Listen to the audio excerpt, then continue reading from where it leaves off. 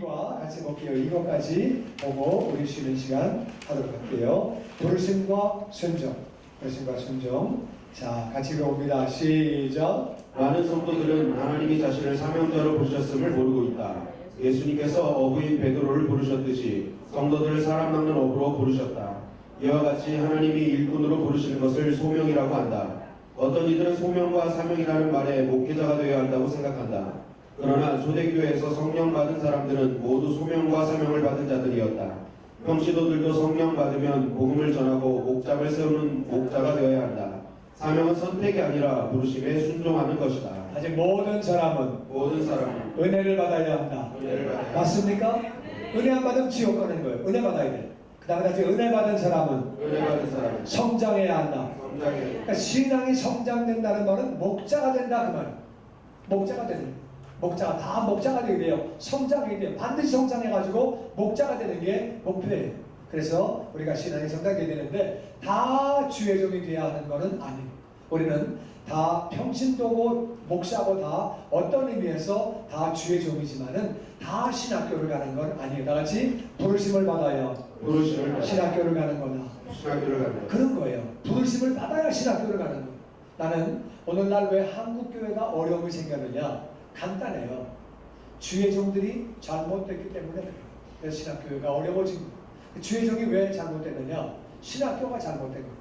신학교는 왜 잘못됐느냐?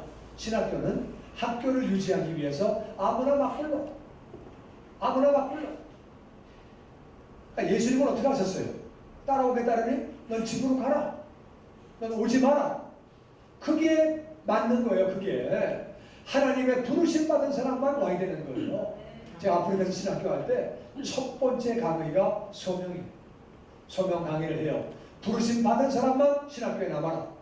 안 받은 사람은 신학교에 나오면 안 된다. 그러면 어떤 사람이 따라와서 물어봐요. 부르심 받은 게 뭡니까? 너 그냥 가라. 너 그냥 가라. 너 무조건 가라. 너 나하고 얘기할 필요가 없다. 그냥 가라. 알지도 못하고 뭘 물어보냐. 그냥 가라. 그 이제 갔다가 어떤 사람은 그 다음 해에 다시 보따리 쌓고 와요. 제가 부르심이 어떤 건지 알았습니다. 오는 거예요. 어떤 사람은 제가 신학교 안 온 거 너무 감사합니다. 평신도로 열심히 섬기는 거예요. 할렐루야. 어떤 사람은 평신도로 섬기면 너무 좋은 사람이 괜히 신학교를 가가지고 자기도 고생하고 가족들 고생시키고 몇 명 따라오는 교인들 다 고생시키고 진짜 이해가 안 되는 사람이 진짜 많아요. 왜냐하면 신학교가 아무나 와라. 아무나 막 불러서 그래. 막 불러서 그러면 안 되는 거예요. 그러면 정말 안 되는 거예요.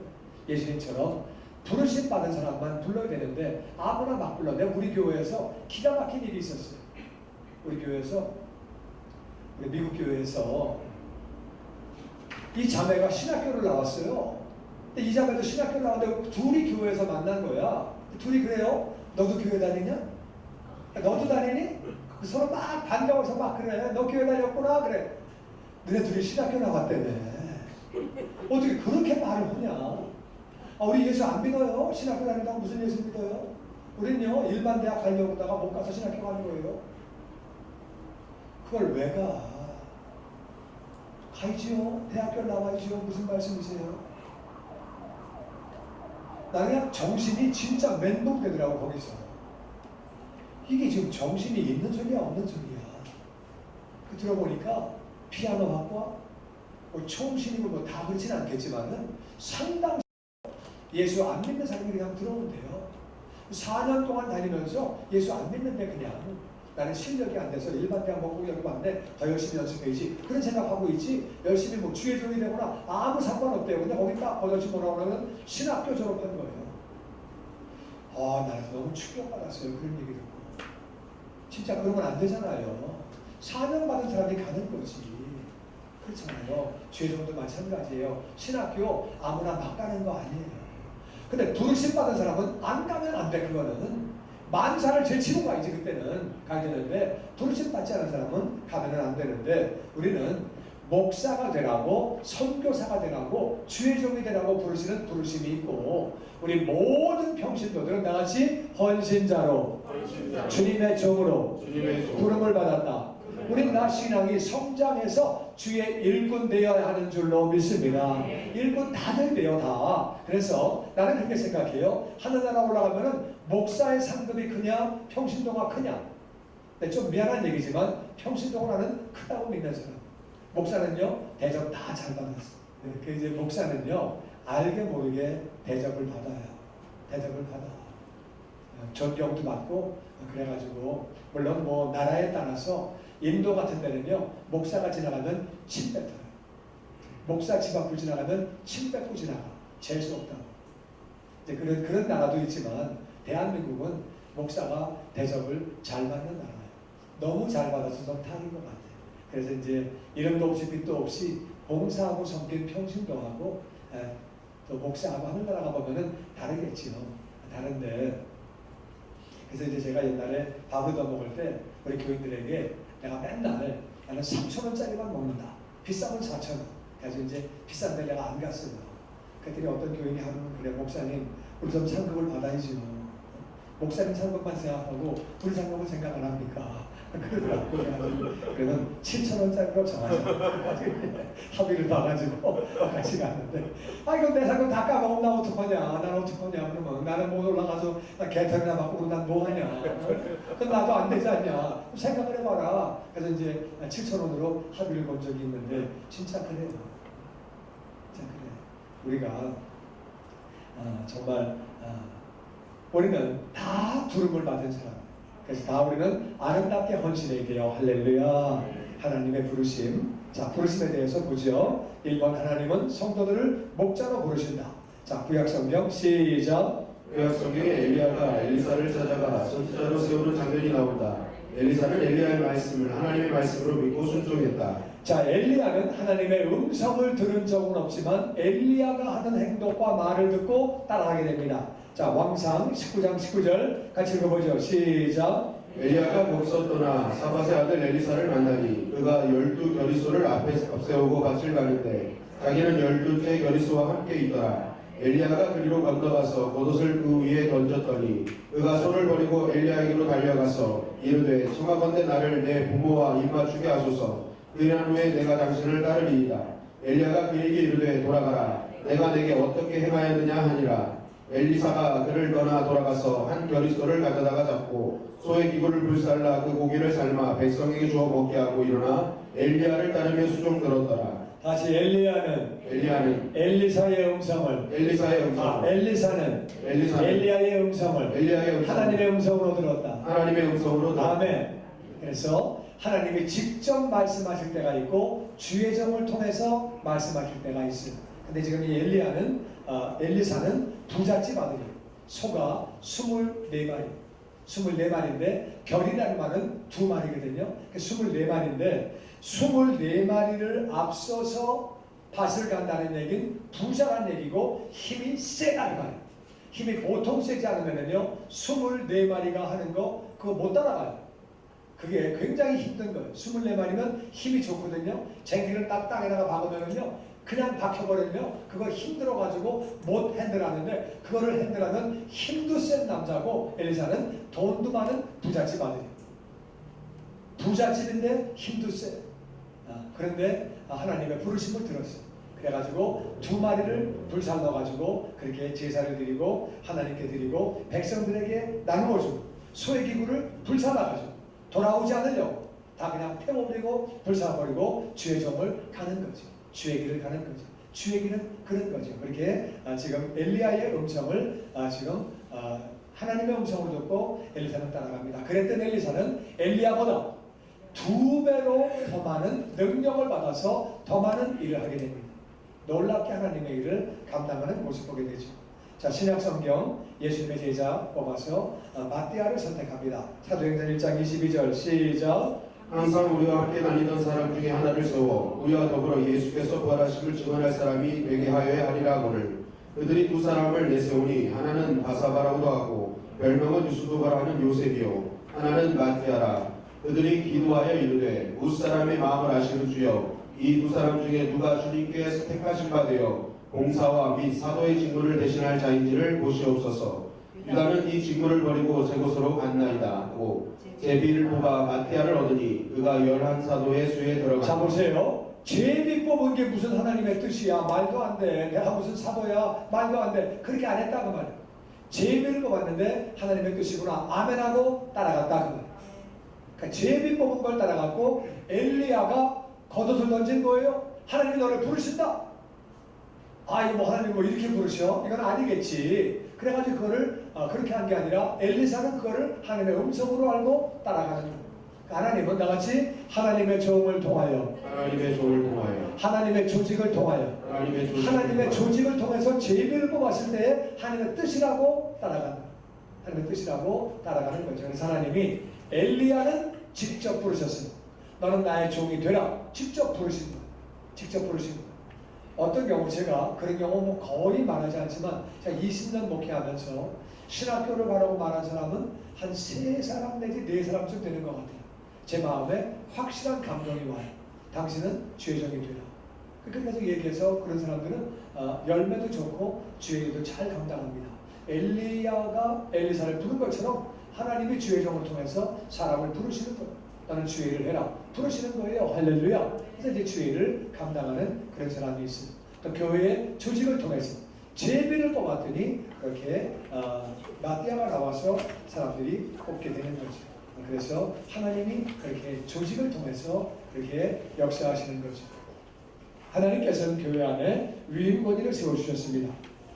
같이 읽죠. 시작. 교회에서는 하나님께서 세우신 권위가 있다. 목자, 교구장, 장로, 목회자 등이 하나님이 세우신 권위이다. 광야에서 이스라엘 백성들은 모세의 권위를 인정하지 않았다. 그러나 이러한 모습은 모세 개인에 대한 원망이 아니라 권위를 인정하신 하나님에 대한 원망이었다. 교회에는 사역자가 있고 교회에 조직이 있습니다. 조직이 있고 교회에 그렇듯이 그것이 다 하나님이 세우신 위임권이에요. 다 같이 위임권이에요. 그래서 모세에게 대항한 것은 하나님을 대항한 것. 모세를 대적하는 것은 하나님을 대적하는 것. 그러니까 위임권위를 통해서 하나님은 얼마든지 우리를 부르실 수 있다고 말해요. 그러니까 우리가 목자가 된 거, 교회에서 임명장을 주고 세운 게 다시 하나님의 조직에 의하여 세움을 받은 거예요. 그런데 어떤 사람은 목자 받은 거를 헌신짝 핑기듯이 뭐 안 하면 좀 어때? 내가 싫으면 안 하는 거지. 목사가 세운 건데 안 해도 그만이지. 그렇지 않아요. 목사가 임명장을 주고 세운 것 같지만 교회 조직은 교회가 예수님이 머리고 예수님이 교회라 그 말이에요. 예수님이 주신 거예요. 목자 임명을 예수님이 하신 거예요. 목사가 세운 것 같지만 그냥 교구장 회의에서 뽑아가지고 세운 것 같지만 그게 다 하나님의 조직이라 그 말이에요. 이해가 되시죠? 그러니까 하나님이 주신 거기 때문에 막 함부로 하다가 나 안 해. 기분 나빠서 안 해. 아이 나 못해 먹겠네. 아이 정말 치사해서. 그러면 안 되는 거예요. 그러니까 하나님이 세우신 거예요. 하나님이 엘리야와 같이 직접 감동을 주시는 사람이 있고 직접 어떤 경우는 조직을 통해서 사람을 통해서 위임권을 통해서 하나님이 임명하신다 그 말. 이해가 되십니까? 그래서 우리는 그 사실을 알아야 된다. 출애굽기 16장 8절 다 같이 시작. 여호와께서 자기를 향하여 너희 원망하는 그 말을 들으셨습니다. 우리가 누구냐? 너희의 원망은 우리를 향하여 함이 아니요 여호와를 향하여 함이로다. 모세는 분명히 말합니다. 우리를 원망하는 게 바로 하나님을 원망하는 거라고 말합니다. 히브리서 11장 7절 시작. 너희를 인도하는 자들에게 순종하고 복종하라. 그들은 너희 영혼을 위하여 경성하기를 자신들이 청산할 자인 것 같이 하느니라. 그들로 하여금 즐거움으로 이것을 하게 하고 근심으로 하게 하지 말라. 그렇지 않으면 너희에게 유익이 없느니라. 인도하는 자들은 너희 영혼을 위하여 경성하기를 자신들이 청산할 것처럼 이게 무슨 말이냐면은 교인이 넘어졌어요. 교인이 시험 들었어요. 교인이 어려움을 당했어요. 그때는 목사는 무슨 생각해요? 내가 잘못 가르쳤어. 내가 사랑이 부족했어. 제대로 돌보지 못했어. 내 책임인데. 내가 주님 정말 어떻게 만나나? 이런 거 어떻게 만나나? 그런 안타까운 마음이 있다면 좀 잘못되면 내가 좀 더 돌봤어야 되는 건데 좀 더 기도했어야 되는 건데 내가 좀 더 잘 가르쳤어야 되는 건데 마음이 안타깝다고 말이에요. 이해가 되십니까? 그렇게 영적으로 사랑하는 자들이기 때문에 너희 영혼을 돌보는 자를 위해서 순종하라고 그렇게 말씀하는 거예요. 그러니까 이 교회 조직이 그게 하나님이 세우신 조직이라고 하나님이 세우신 사람들이라고 성경은 말하고 있습니다. 3번 하나님께서는 그래서 목회자들을 통해서 교회 조직을 통해서 성도들을 부르십니다. 같이 읽죠. 시작. 하나님께서는 목회자를 통해 복음의 도구로 성도들을 택하시고 부르신다. 그러므로 성도들은 목자가 된 것은 믿음으로 받아들이고 믿음으로 감당해야 한다. 그래서 어떤 때는 목자가 말합니다. 목자 훈련 받으세요. 목자 훈련에 오세요. 그렇게 얘기를 하는데 그 사람을 보고 하나님의 뜻이 계셔서 말한다 그 말이에요. 나 안 가. 목자 되면 골치 아파. 힘들어. 나 안 가. 그러면 안 되는 거예요. 내가 복을 받는 길은 하나님은 나에게 직접 감동을 주실 수도 있지만 나 목자 할래요. 하고 싶어요. 그런 마음에 감동이 올 수 있지만 때로는 하나님이 나같이 위임 권위를 통하여 교회 조직을 통하여 어떤 때는 교부장이 말합니다. 목자가 말합니다. 당신은 목자 하는 게 좋을 것 같아. 목자가 말하는 경우도 있어요. 어떤 경우는 교부장이 말합니다. 당신 목자 하면 정말 좋겠어요. 정말 좋을 것 같아. 그게 다 하나님이 주시는 말씀이에요. 이해가 되세요? 근데 어떤 사람들은 아이고 뭐 교부장이 나보고 목자 하래? 사람 볼 줄 아나? 아이고 그렇게 얘기를 하고 왜 나보고 하라고 그래? 그러고 이제 말을 안 들으면 내게 굴러 들어온 복을 놓치는 거예요. 복을. 하나님이 복을 주시는 건데 그래서 목회자가 말을 하거나 교부장이 말을 하거나 또 목자가 말을 하거나 나같이 하나님께서는 위임 권위를 통하여 말씀하신다. 제비를 뽑기도 하고 엘리야를 통해서 말씀하시기도 하고 모세에게 대든 거는 하나님에게 대든 거라 그 말이에요. 그러니까 바울이 장로를 세우는 거는 하나님이 세우시는 거예요. 막 아무나 막 세우는 게 아니라 이 장로와 교회가 세운 거는 하나님이 세우신 거라 그 말이에요. 이해가 되시죠? 하나님이 그렇게 하신 거예요. 하나님이 교구장을 세우는 것도 그렇게 하는 것이고 그래서 우리는 그렇게 우리가 하나님은 목회자를 통해서 그렇게 부르신다. 자, 고린도서 4장 15절 다 같이 시작. 그리스도 안에서 일만 스승이 있으되 아버지는 많지 아니하니 그리스도 예수 안에서 내가 복음으로서 너희를 낳았습니다. 그러므로 내가 너희에게 권하노니 너희는 나를 본받는 자가 되라. 이로 말미암아 내가 주 안에서 내 사랑하고 신실한 아들 디모데를 너희에게 보내었으니 그가 너희로 하여금 그리스도 예수 안에서 나의 행사 곧 내가 각 교회에서 가르치는 것을 생각나게 하리라. 아멘. 아멘. 그래서 지금 바울이 고린도 교회에게 내가 내 영적인 아들 디모데를 보낸다. 주의 종으로 잘 받아들여라. 디모데는 나이가 어렸어요. 동양 문화는 뭐예요? 나이가 어리면 좀 무시하지. 좀 그런 게 있잖아요. 동양 문화는 너 몇 살인데 그래? 맨날 그러잖아요. 그러니까 이제 디모데를 보내면서 내가 보낸다고 얘기를 하는 거예요. 하나님이 보내신다 그 말. 그러니까 디모데를 잘 받으니까 고린도 교회에 도움이 있는 거고 아름다운 열매가 있는 거죠. 제가 옛날에 이제 아프리카에 있을 때에 우리 이제 한기영 목사님이 이제 저를 파송했었는데 저는 은혜교회 파송을 받고 또 샌디에고 갈보리교회에서 파송을 받고 양쪽으로 파송을 받았어요. 파송을 받았는데 이제 그래가지고 한기영 목사님이 그 장로님들을 5명을 다 모시고 아프리카로 답사를 오셨어요. 그래서 제가 장로님들한테 그런 얘기를 했어요. 그 교회가 샌디에고 갈보리 교회가 5년 동안에 목사가 4명이 갈린 교회. 그래서 그때는 교계에서 그 교회를 갖다가 목사들의 무덤이라고 불렀었어요. 가면은 다 쫓아내고 그러는데 한 목사님이 글로 가신 거예요. 그래가지고 이제 그때 이제 많은 교인들이 글로 가지 말라고 거기 안 좋은 데라고 못 가게 하고 그랬는데 이제 한 목사님은 사명이라고 그러고 간 거예요. 갔는데 이제 그 장로님한테 그런 얘기를 했어요. 물어봤어요. 이제 아니 그 장로님들은 그 목사를 쫓아내기로 유명한 장로님들이라고 내가 얘기를 들었는데 어떻게 한 목사님은 나이도 어린데 순종을 하고 그렇게 해가지고서 이렇게 여기까지 아프리카까지 5명이 다 옵니까? 모든 장로가 다 놀랄 일입니다. 그런데 그분들이 그런 얘기를 해요. 한 목사님이 사실은 제 막내 아들보다 나이가 어립니다. 그렇게 얘기하는 거예요. 막내 아들보다 나이가 어립니다. 근데 저분이 우리를 위해서 기도하는 걸 우리가 압니다. 우리를 위해서 헌신하시는 것을 우리가 압니다. 그리고 우리가 저분을 이제는 정말 하나님의 종으로 받들기로 결심을 했고 우리 모든 장로가 생업이 있습니다. 사업이 있고 직장 생활하고 그러는데 목사님이 가자고 그럴 때 우리 모든 장로가 다 따라서 아프리카까지 왔습니다. 그런 얘기를 하더라고요. 그때에 위임권위를 섬길 때 하나님이 얼마나 기뻐하시는지 그 교회가 놀랍게 성장을 하는데 그 교회가 맨 처음에 한 목사님 가셨을 때에 교인이 한 80명 있었어요. 80명 있어가지고 교회는 갈라지고 깨지고 어렵고 막 그랬었는데 그 교회가 그렇게 막 놀랍게 성장하더니 1000명이 넘어가는 교회로 금방 성장. 샌디에고는 한인들 교포가 많이 사는 데가 아니에요. 근데 거기서 제일 큰 교회로 놀랍게 성장을 했어요. 그래서 우리가 그건 알아야 돼요. 디모데가 왔네? 이거 막내보다 어린애네? 네가 알면 뭘 하냐? 인생을 알아? 뭐 경험이 있어? 그러면 교회는 안 되는 거예요. 엉망되는 거예요. 그렇지만 주의 종을 향해서 하나님의 족이다. 내 마음에 정말 따르고 순종하고 그렇게 교회에 사람을 세운 것은 하나님이 세우시는 거다. 그 사실을 알고 믿음을 가지고 순종하면 하나님이 역사하시는 줄로 믿습니다. 하나님이 역사하시는 거예요. 목자도 마찬가지. 하나님이 세우시는 거지. 교회가 임명해서 뭐 종이 한 장 주더만 그게 아니에요. 하나님이 목자로 세우신 거라 그 말이에요. 아멘.